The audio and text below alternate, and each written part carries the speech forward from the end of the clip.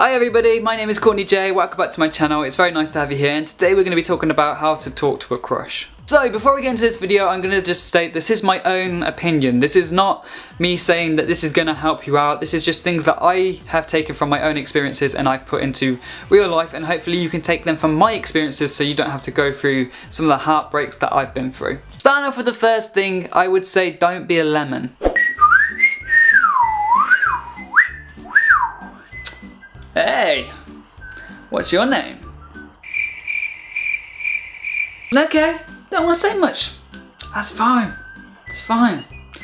How about you hand me those digits? That sexy, sexy number. We can have a little chat later. Well, this is just rude. I mean, you come here, looking all like you do, and you don't even respond. Well, that's fine. There's a cute orange around the corner anyway.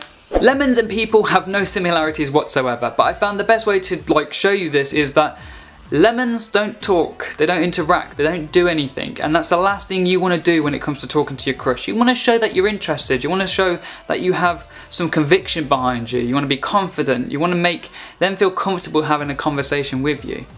And this is all things you can only do when you start interacting and start talking to them. My next tip, and this is really important, don't be a conversation killer. How many times have you gone to a conversation and then you start getting yes and no answers? It's the worst thing you can do, because then there's no really picking up from where that is. It's not interesting, it's boring, and you just want the conversation to end. And that comes back to the whole idea of comfortability. You want to be comfortable when you talk to people, because if you're not, there's not really going to be any chemistry there. Things I suggest to talk about is asking where they're from, what their family's like, what sort of food they like, and these are all things what people generally have an interest and want to talk about.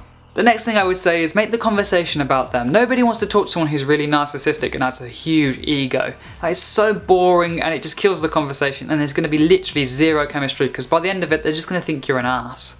And granted, that does work for some guys. Some guys are full of themselves and women love them for that, but that's not the person you want to be with. You want to be with someone who wants to talk to you and you want to talk to them. You've got to have a good conversation to have a good relationship. You have a good relationship, you have good chemistry. You have good chemistry, the sky is the limit.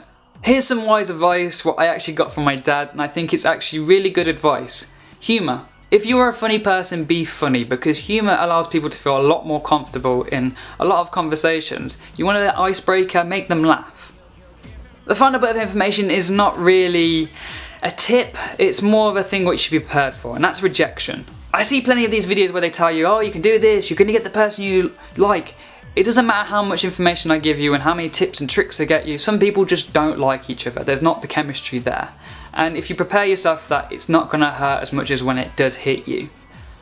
The first time I got rejected, I ended up throwing up, missing my bus and having a nosebleed all on the same day. It was really crappy.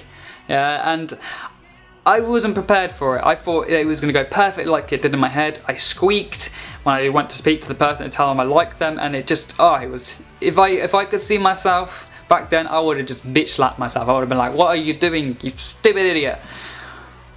What I learned from that experience is though, that is rejection happens, and it made me a better person, because the next person I found what I really liked, I used everything what I learned and I made them like me, and you know what, they made me feel 10 times better than anybody else has ever made me feel. And if you don't believe me, the crush what I had, I've been with for 3.5 years, almost 4 years.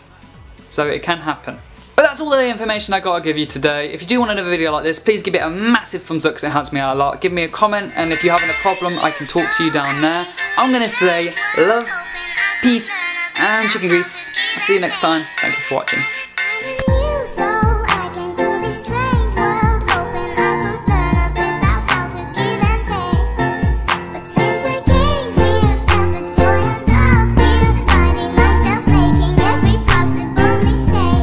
You know what?